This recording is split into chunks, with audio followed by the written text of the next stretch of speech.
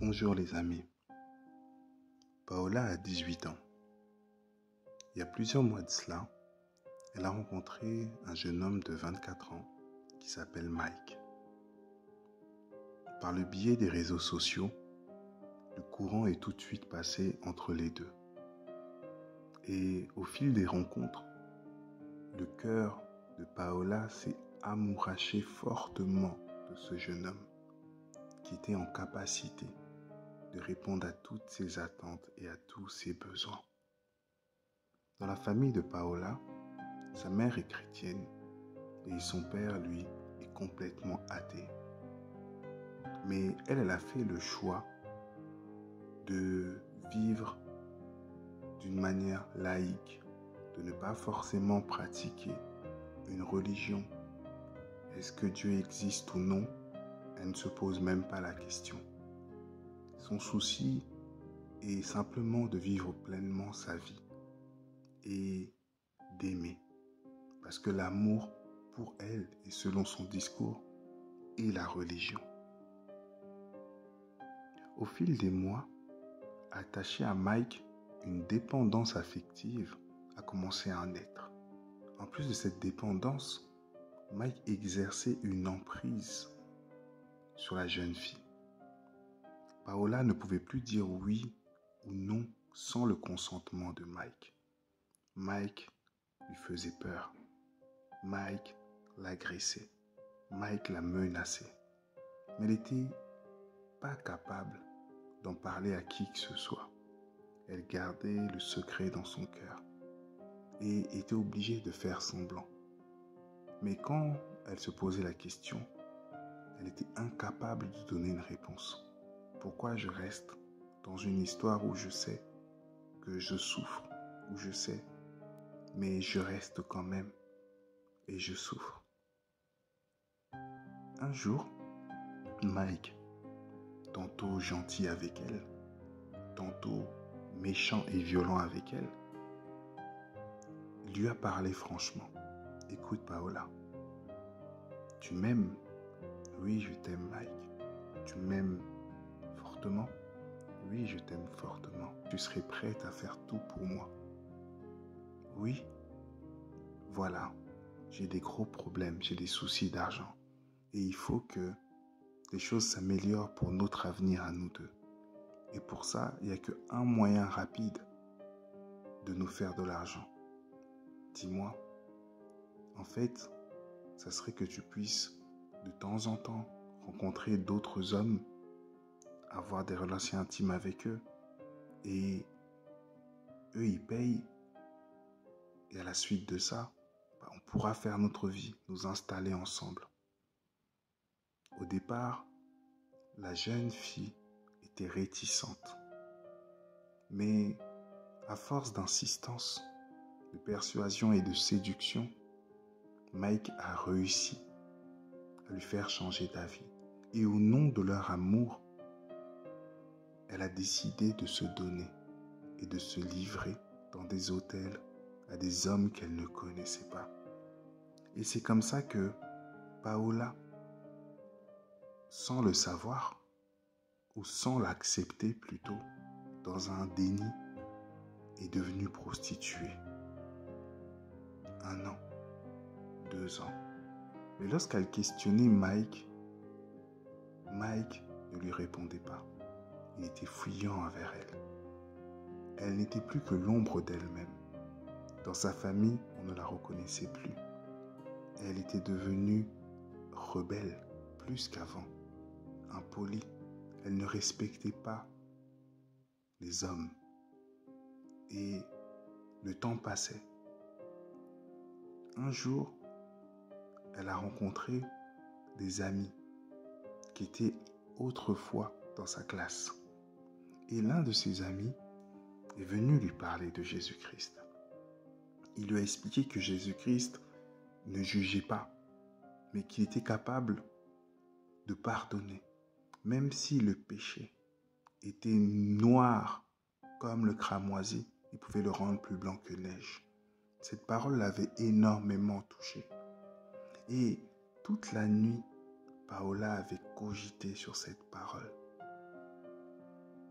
mon péché peut devenir plus blanc que la neige à moi.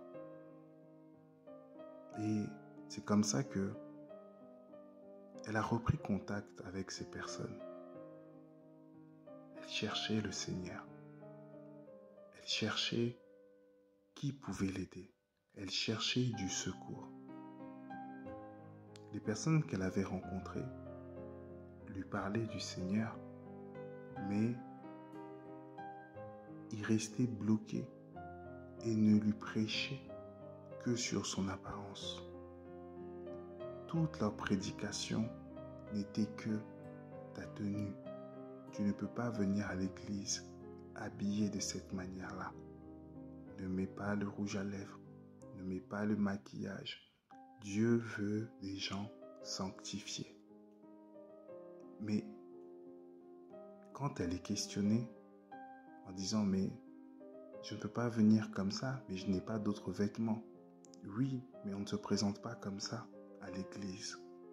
Et ces chrétiens devenaient un frein à l'acceptation du Seigneur. Elle qui avait le cœur qui était prêt commençait à être réticente parce que elle se disait en elle, mais ces gens m'ont parlé de Jésus qui pouvait m'accepter et m'affranchir du mal que je faisais. Mais pourquoi aujourd'hui il y avait autant de conditions? Et elle se décourageait, elle se refroidissait dans cette espérance qui commençait à naître en elle. Mais ses frères et sœurs, car c'était un groupe, essayaient de la persuader. Allaient la voir, lui disaient d'arrêter, de couper sa relation avec Mike. Mais elle n'arrivait pas à sortir de cette relation. Elle avait l'espérance que les promesses que Mike lui avait faites, il les tiendrait. Mais celui-ci se montrait de plus en plus violent avec elle. Et lorsqu'elle allait se confier à ses nouveaux amis, il se montrait violent aussi avec elle, en lui disant d'abandonner les choses, de laisser ces choses, parce que Dieu ne voulait pas qu'on marche de cette manière-là, et qu'elle devait suivre ce qui était écrit et marcher selon les commandements de Dieu.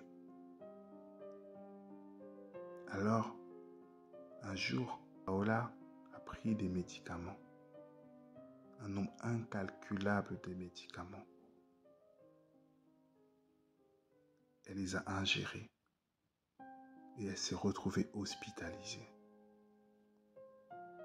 À la suite de cette hospitalisation, lorsqu'on lui a posé la question pourquoi elle avait fait ça, elle disait qu'elle ne trouvait pas de solution, qu'elle avait cherché à travers la religion,